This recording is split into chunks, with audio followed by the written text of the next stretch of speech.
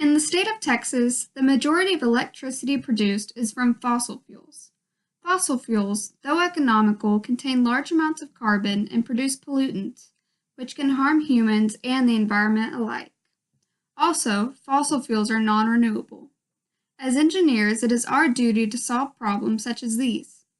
A possible solution is utilizing solar energy, which comes from the sun's radiation and is a renewable, clean, sustainable source of energy.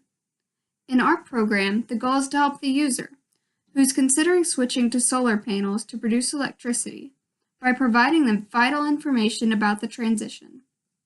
Overall cost, which is calculated with the land, solar panel, and stand costs, is outputted to the user, as well as the electricity output, which is calculated based on solar panel efficiency data.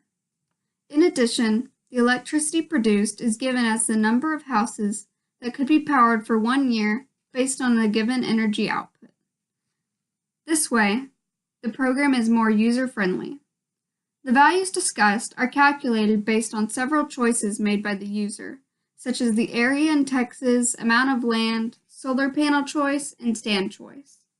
The user can then take this information into account and decide which options are the most efficient and economical. In addition, they can decide whether solar energy or fossil fuels are more advantageous for them. Hello everyone, this is Ramadneh, and we started our code by giving the user two land options in which we asked him if he would like to buy a land or if he already owns one.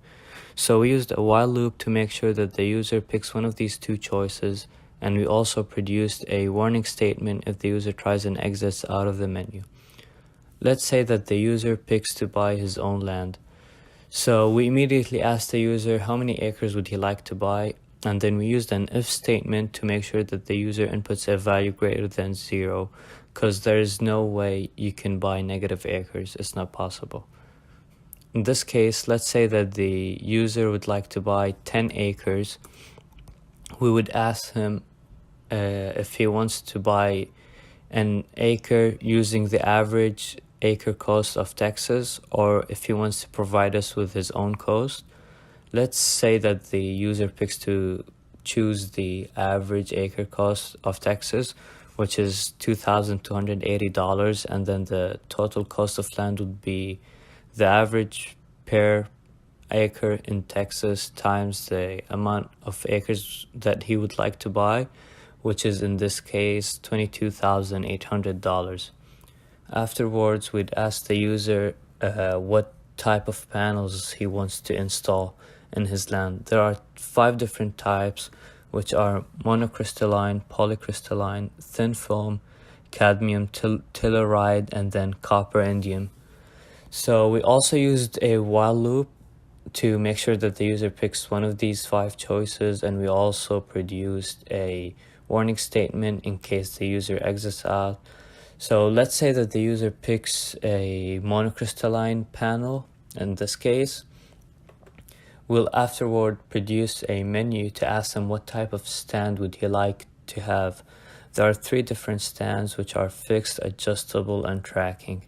Let's say that the user picks a fixed stand, and then we'll output the panel stand cost. In this case, it's $2,414,250, and then under it we also used a if-print statement to tell us the total cost of this process, which is $2,437,050. Thank you.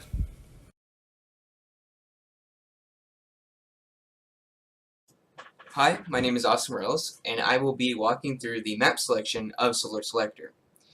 So the first thing that happens in the map selection is that we're prompted to enter a number between 2 and 5 to basically say how many sections of land are we going to compare. So in this case, we'll go ahead and compare 5 just to see what this program can do. So we're given a map, and we're also given a menu. The menu asks the user to select a letter, to select a number, to select a letter, to select a number, as many times as the number that they input is. So in this case, it's going to run 5 times, it's going to repeat 5 times. We're going to go ahead and select C10. C10, G6, K8, M14, and R13. So a lot happens. First, we can see that there's this bar graph basically comparing how the user selection, and it compares how much yearly output in megawatt hours per year can we get off of the each location of solar panels. So we can see that we graphed minimums, averages, and maximums. So it's probably a good choice to go with something like C10 or each of the middle ones, G6, K8, M14, as opposed to R13. So in the command window, our estimated solar resources was outputted into a table, basically saying that this is how much raw energy is falling onto the surface. So we can see, just like the bar graph did, we can see that C10 has the highest maximum, minimum, and average. R13 has the lowest minimum, maximum, and average. And then G6, K8, and M14 all have the same resource. So then here we do some calculations, because the bar graph, it doesn't really have any kind of specific numbers. You can just kind of see a range where it kind of falls.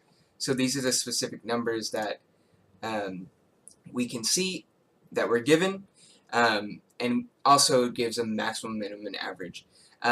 So the cool thing about this is that we calculated it using the specific panel that the user inputted, so monocrystalline panels in this case, and the user has 10 acres, so they'll have somewhere around 4,000 solar panels.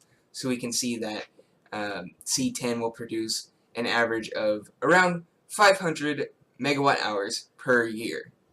So finally, we thought it would be appropriate to use some kind of tangible evidence, some kind of tangible figure, basically saying how much each of these selections can power. So we're given another menu basically saying what home electricity usage would you like to use. So the average usage per month in Texas is around 1,174, but maybe you live in a different area of Texas. Maybe that average is higher there, maybe it's lower. In this case, we'll just use the average usage just to kind of get through it without having to do any kind of research, and just kind of estimate how much power will be used per month. So what we're going to do is we're going to convert this. This number comes from multiplying the kilowatt hours times 12, and then we go ahead and get 14.09 megawatt hours per year that each home uses. So in C10, we see that we can power an average of around 35 houses per year, just off of 10 solar panel acres, 10 acres and around 4,000 solar panels. But we see that in R13, we can only power 30. So anyway, the user is finally told that the data was exported to selectiondata.xlsx. So we're going to go ahead and check that out, and we can see that each of our locations that we selected are there.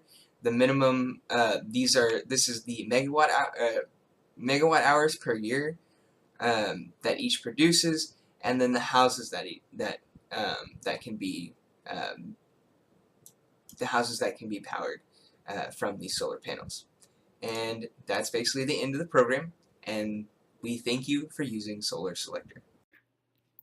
This code can be very useful for not just engineers but consumers as well, due to the fact that this code shows so much information about solar power, such as total cost, maximum electricity produced, and average number of homes that can be powered. In this code, there is a comparison in different solar panels, panel mounts, efficiency, and cost. This type of information will be very helpful for future engineers to use in their projects, and this information will be very helpful for consumers to aid them towards switching to solar energy. However, there are some limitations to our code, like this program is only for people who intend to use the majority of their land for solar energy collection. and cost for repairs for solar panels and panel mounts were not taken into account. Also, electricity output may change during weather conditions, and panels and efficiency may differ or be improved over time just due to the fact that we are always creating something better and improving.